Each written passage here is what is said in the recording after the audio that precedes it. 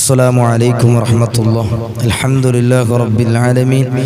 അസ്സലാത്തു വസ്സലാമു അലാ സയ്യിദിനാ മുഹമ്മദിൻ വഅലാ ആലിഹി വസഹ്ബിഹി അജ്മഈൻ. അമ്മാ ബഅദ്. ഏറെ സ്നേഹ ബഹുമാന ആദരവുകൾ നിറഞ്ഞ എൻ്റെ ശബ്ദം ശ്രവിക്കുന്ന നല്ലവരായ പ്രിയപ്പെട്ട സഹോദരങ്ങളെ, സഹോദരിമാരെ, അല്ലാഹു സുബ്ഹാനഹു വ തആല നമ്മുടെ ജീവിതത്തിൽ ഖൈറും ബറക്കത്തും അല്ലാഹു തആല പ്രദാനം ചെയ്യുമാറാകട്ടെ. അല്ലാഹു തആല നമ്മിൽ നിന്ന് മരണപ്പെട്ടു പോയ എല്ലാവർക്കും അല്ലാഹു തആല പരിപൂർണ മഗ്ഫിറത്തും റഹ്മത്തും അല്ലാഹു നൽകുമാറാകട്ടെ. അവരുടെ ഖബർ ജീവിതം അല്ലാഹു തആല റാഹത്തിലും സന്തോഷത്തിലും അല്ലാഹു ആക്കി കൊടുക്കട്ടെ. ആമീൻ ആമീൻ യാ റബ്ബൽ ആലമീൻ. ഇന്ന് നിങ്ങളോട് ഞാൻ ചർച്ച ചെയ്യുന്നത് മുമ്പ് പറഞ്ഞതുപോലെ തന്നെ നമുക്കറിയാം, ഏറ്റവും കൂടുതൽ നമ്മുടെ സമൂഹത്തിലുള്ള ഒരുപാട് കുടുംബങ്ങൾ ഏറെ പ്രയാസം അനുഭവിക്കുന്ന ഒരു വിഷയം സിഹർ, കണ്ണേറ്, ഈ തരത്തിലുള്ള വിഷയങ്ങളാണ്.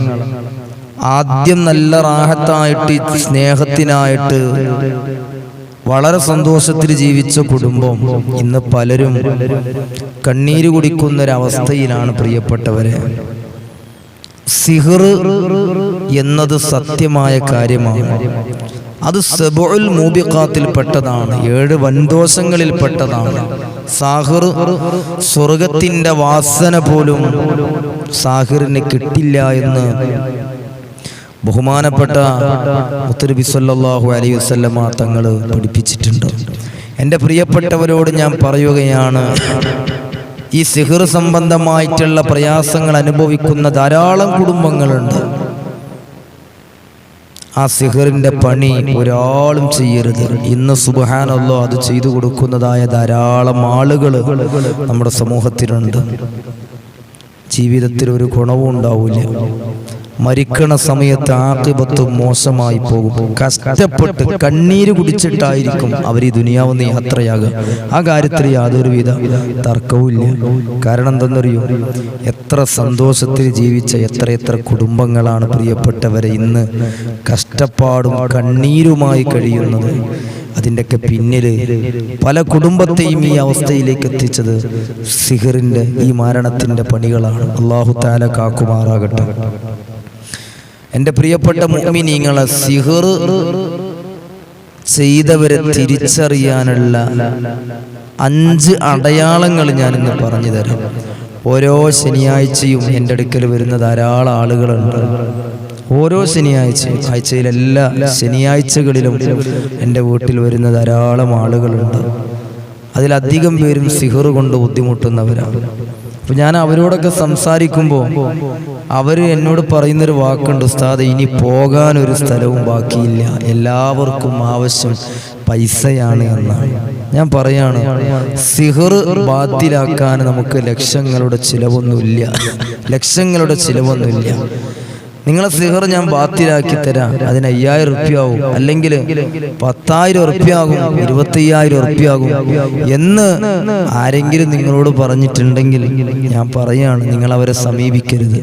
എൻ്റെ പ്രിയപ്പെട്ട സഹോദരങ്ങളെ, സഹോദരിമാരെ, ആർക്കെങ്കിലും സിഹർ ബാധിച്ചു കഴിഞ്ഞാൽ, അത് ബാത്തിലാക്കി കഴിഞ്ഞാൽ, അവരെന്തെങ്കിലും തൃപ്തിപ്പെട്ട് അവര് സന്തോഷത്തോടുകൂടെ പൊരുത്തത്തോടുകൂടെ കൊടുക്കുന്ന പൈസ ഉണ്ടല്ലോ അല്ലേ, അതാണ് സന്തോഷം, അതാണ് ബർക്കത്ത്. അല്ലാതെ ഒരാളോടും ബാത്തിലാക്കാൻ നിങ്ങൾ ആരെങ്കിലും സമീപിച്ചിട്ടുണ്ടെങ്കിൽ, അത് ആരും ആയിക്കോട്ടെ, നിങ്ങളെ സിഹർ ബാത്തിലാക്കാൻ ഇത്ര പൈസ വരുമെന്ന് പറഞ്ഞിട്ടുണ്ടെങ്കിൽ ഞാൻ പറയുന്നു, നിങ്ങൾ അവരെ സമീപിക്കരുത്. സിഹർ ഒരാൾക്ക് വന്നു പോയാൽ അത് ബാത്തിലാക്കി കൊടുത്താൽ തന്നെ അള്ളാഹുവിൻ്റെ അടുക്കൽ നിന്ന് പ്രതിഫലമുണ്ട്. അള്ളാഹു പ്രതിഫലം തരും, ധാരാളം പ്രതിഫലം അള്ളാഹു തആല തരും. കാരണം ഒരു മുഅ്മിനായ മനുഷ്യന് ഒരു വലിയ പ്രയാസത്തിൽ പെട്ടപ്പോ അതിൽ നിന്ന് കരകയറ്റിയത് കാരണം അള്ളാഹു തആല അവന് ധാരാളം പ്രതിഫലങ്ങൾ അള്ളാഹു തആല കൊടുക്കും. ഇനി എൻ്റെ പ്രിയപ്പെട്ടവരോട് ഞാൻ പറയാണ്, 5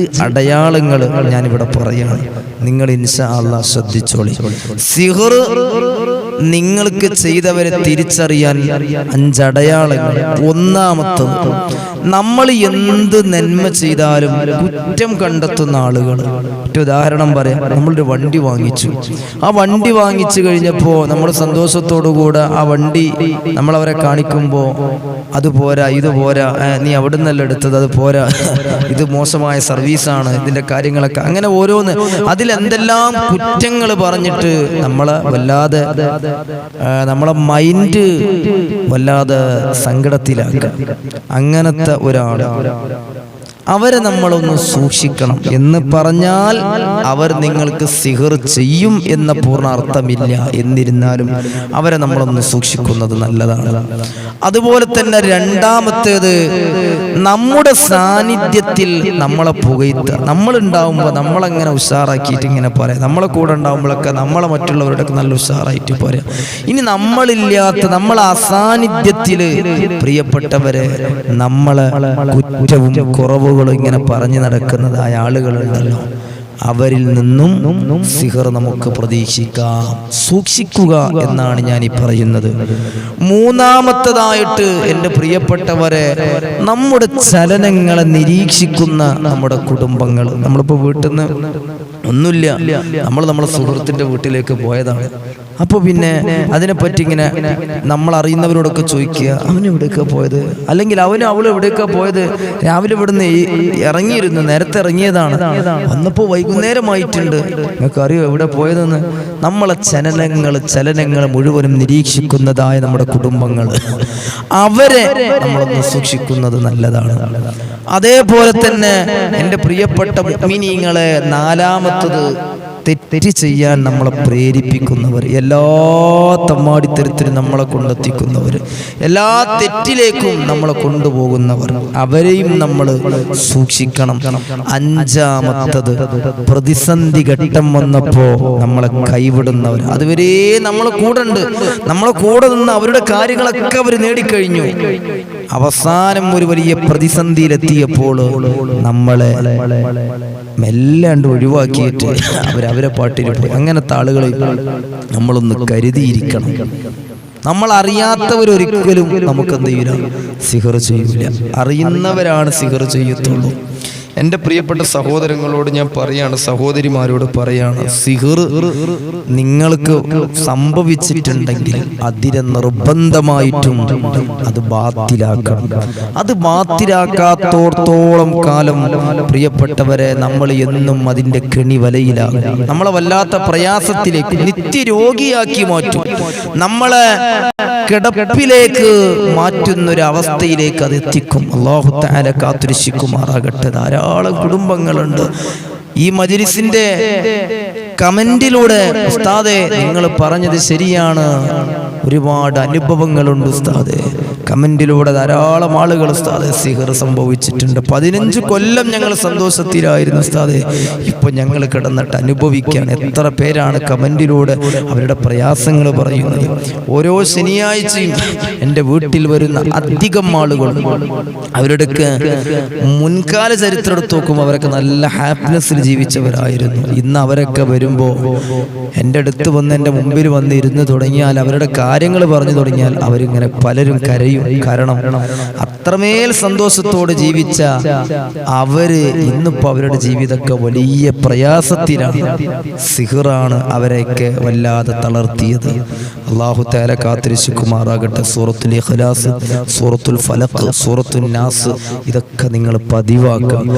അതേപോലെ തന്നെ പ്രിയപ്പെട്ടവരെ, അൽ ബഖറ സൂറത്തിലെ 102-ാമത്തെ ആയത്ത്, വത്തബഉ മാ തത്ലു ശയാത്തീനു അലാ മുൽക്കി സുലൈമാൻ എന്ന് തുടങ്ങുന്ന ആ ആയത്ത് ഇൻഷാ അല്ലാഹ് എൻ്റെ പ്രിയപ്പെട്ടവര് പതിവാക്കുക. അത് ഓതി വെള്ളത്തിൽ മന്ത്രിച്ച് വെള്ളം കുടിക്കുക. ഇൻഷാ അല്ലാഹ് അല്ലാഹുവിനോട് ഇഖ്ലാസോടുകൂടെ ആത്മാർത്ഥമായിട്ട് പ്രാർത്ഥിക്കുക. പ്രിയപ്പെട്ടവരെ, നമ്മൾ ഒരാൾക്കും സിഹറിന്റെ പണി നമ്മൾ ചെയ്യരുത്. ആരെങ്കിലും നമ്മൾ ആശ്രയിച്ചാൽ അത് ബാത്തിലാക്കി കൊടുക്കുക. ഞാൻ ഇന്ന് വരെ ഒരാളോട് ഞാൻ പറയാറില്ല, നിങ്ങൾ വരി, നിങ്ങളെ സിഹർ ഞാൻ ബാത്തിലാക്കി തരാം. ബാത്തിലാക്കി കൊടുക്കാം നമുക്ക്. നമുക്ക്. പക്ഷേ അവരോടൊന്നും നമ്മൾ പൈസ പറയാറില്ല. അവരെന്താണോ തൃപ്തിപ്പെട്ട് കൊടുക്കുന്നത്, അവരുടെ വിഷയങ്ങളൊക്കെ മാറിയിട്ട് അതാണ് ചെയ്യേണ്ടത്. മാത്രമല്ല, ഇതൊക്കെ ബാത്തിലാകണമെന്നെങ്കിൽ ഒരു കണ്ടീഷന് ഞാൻ അവരോട് പറയാറുള്ളൂ. ആ കണ്ടീഷന് പണമല്ല, 5 നേരത്തെ നിസ്കാരം നിലനിർത്തുക. ഇൻഷാ അല്ലാഹ് ഞാൻ ഈ പറയുന്ന കാര്യങ്ങൾ വീട്ടിൽ പോയിട്ട് നിങ്ങൾ ചെയ്ത് കഴിഞ്ഞാൽ ഇൻഷാ അല്ലാഹ് നിങ്ങളെ സിഹർ പൊട്ടും, നിങ്ങളെ ജീവിതത്തിൽ റാഹത്തുണ്ടാകും, നിങ്ങൾക്ക് നഷ്ടപ്പെട്ടതെല്ലാം അല്ലാഹു തആല തിരിച്ചു തരും. അതിന് ചില കാര്യങ്ങൾ ചെയ്യാം. മർമ്മ പ്രധാനമായിട്ടും നമ്മളെ നിസ്കാരം നമ്മൾ നിലനിർത്തുക എന്നതാണ്. അല്ലാഹു തആല തൗഫീഖ് നൽകട്ടെ. പലരും ചോദിക്കുന്നുണ്ട്, ഇനി എന്നാ ഉസ്താദ് വീട്ടിലുണ്ടാകുക എന്ന് ചോദിക്കുന്നവരുണ്ട്. ഇൻഷാ അല്ലാഹ് വരുന്ന ശനിയാഴ്ച മുഅ്മിനീങ്ങളെ 17-ാം തീയതി 11 മണി മുതൽ ഇൻഷാ അല്ലാഹ് വീട്ടിലുണ്ടാകും. വിളിച്ചിട്ട് മുൻകൂട്ടി ബുക്ക് ചെയ്ത് ഇൻഷാ അല്ലാഹ് വഴി അറിഞ്ഞ് വരിക. അല്ലാഹു തആല തൗഫീഖ് നൽകട്ടെ. അല്ലാഹു നമ്മളെ പ്രയാസങ്ങളൊക്കെ അല്ലാഹു തആല നീക്കി തരട്ടെ. മജ്ലിസിൽ നിങ്ങളെല്ലാവരും പങ്കെടുക്കണം കേട്ടോ. ഇൻഷാ അല്ലാഹ് ആ മജ്ലിസിൽ നിങ്ങൾക്ക് വേണ്ടി പ്രത്യേകം ഞാൻ ദുആ ചെയ്യുന്നുണ്ട്. അപ്പോൾ എൻ്റെ പ്രിയപ്പെട്ടവരോട് പറയാണ്, എല്ലാ ശനിയാഴ്ചകളിലും ഞാൻ വീട്ടിലുണ്ടാകും. വരുന്നവർ തലേ ദിവസം വിളിച്ചിട്ട് ചോദിച്ച് വിവരങ്ങൾ അറിഞ്ഞിട്ട് ഇൻഷാ അല്ലാഹ് വരിക. ചിലപ്പോൾ നിങ്ങൾ ചില ശനിയാഴ്ചകളിൽ ഞാൻ വീട്ടിലുണ്ടാകൂല, പുറത്ത് എന്തെങ്കിലും കാര്യങ്ങളായിട്ട് പുറത്താകും. അപ്പോൾ അങ്ങനെ വീട്ടിൽ വന്ന് മടങ്ങിപ്പോയ ധാരാളം ആളുകളുണ്ട്. അതുകൊണ്ടാണ് ഞാൻ പറയുന്നത്. എൻ്റെ നമ്പറാണ് കൊടുത്തിട്ടുള്ളത് 98 47 11 29 57. അതിൽ വിളിച്ചിട്ട് വരിക. ഇൻഷാ അല്ലാഹ് അല്ലാഹു തആല നമ്മളെ പ്രയാസങ്ങളൊക്കെ അല്ലാഹു നീക്കി തരട്ടെ. സന്തോഷവും സമാധാനവും ഇസ്സത്തും അല്ലാഹു പ്രദാനം ചെയ്യട്ടെ. സാഹിരീങ്ങളെ സിഹറിനെ തൊട്ട് അല്ലാഹു കാക്കുമാറാകട്ടെ.